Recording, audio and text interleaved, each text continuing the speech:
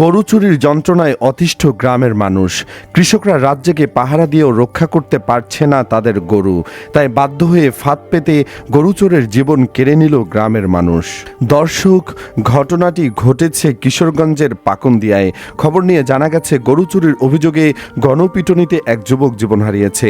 ভোররাতে উপজেলার চর ফরাদি ইউনিয়নের দক্ষিণ চরটেকি এলাকার পুরাতন ব্রহ্মপুত্র নদীর পাড়ে এ ঘটনা ঘটে।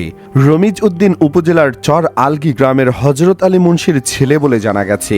চরফরাদি ইউনিয়নের ৩ নম্বর ওয়ার্ডের সদস্য নজরুল ইসলাম জানান, ভোররাতে এক ব্যক্তি একটি গরু নিয়ে পুরাতন ব্রহ্মপুত্র নদীর পাড়ে গেলে সেখানে নদীর তীর বাঁধাইয়ের ব্লক তৈরির শ্রমিকরা তাকে গরুচোর সন্দেহে আটক করেন। পরে খবর পেয়ে স্থানীয় লোকজন সেখানে জড়ো হয়ে তাকে মারধর শুরু করে। এক পর্যায়ে তিনি ঘটনাস্থলে মারা যান। খবর পেয়ে পাকুন্দিয়া থানা পুলিশ ঘটনাস্থলে গিয়ে মরদেহ উদ্ধার করে।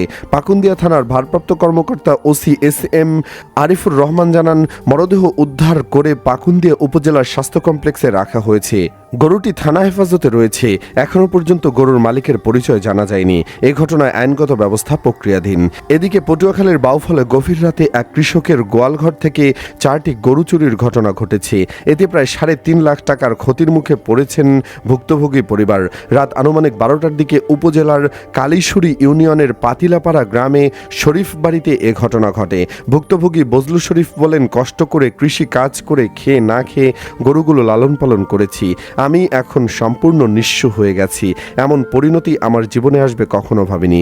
স্থানীয় বাসিন্দা মিরাজ জানান, প্রতিদিনের মতো তিনি রাতের দিকে ছাগলছানাকে দুধ খাওয়াতে ঘুম থেকে ওঠেন। তখন রাত আনুমানিক 12:30। এ সময় রাস্তা দিয়ে ধীরে ধীরে একটি পিক আপ গাড়ি যেতে শুনতে পান, যা শরীফ বাড়ির সামনে গিয়ে থামে। তবে তখন বিষয়টি বুঝতে পারেননি। সকালে জানতে পারেন বজলু শরীফের গোয়ালঘর থেকে 4টি গরু চুরি হয়ে গেছে। দর্শক, সারা দেশে গরু চোরের উত্তাপ বেড়ে গেছে।